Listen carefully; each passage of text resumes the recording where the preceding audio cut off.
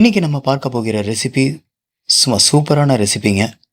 என்னன்னா முட்டை சேமியா. அதை பற்றி தான் இன்னைக்கு நம்ம பார்க்க போகிறோம். 4 பேருக்கு தேவையான முதலில் தோசைக்கல்லில் தேவையான எண்ணெய் ஊற்றிக்கொள்ளவும். எண்ணெய் ஊற்றியவுடன் அதில் நறுக்கி வைத்த வெங்காயத்தை சேர்க்கவும்.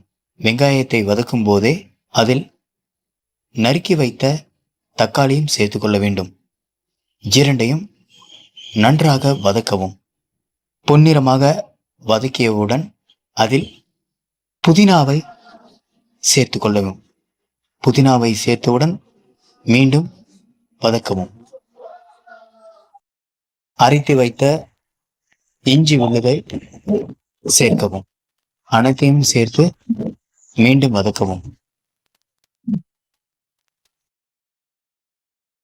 3 முட்டையை உடைத்து அதில் சேர்க்கவும்.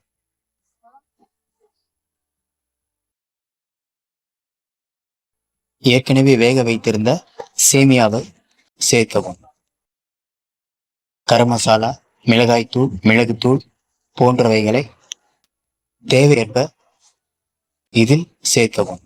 கொத்து வரப்பாவை போல் 2 கரண்டியில் நன்றாக அடிக்கவும்.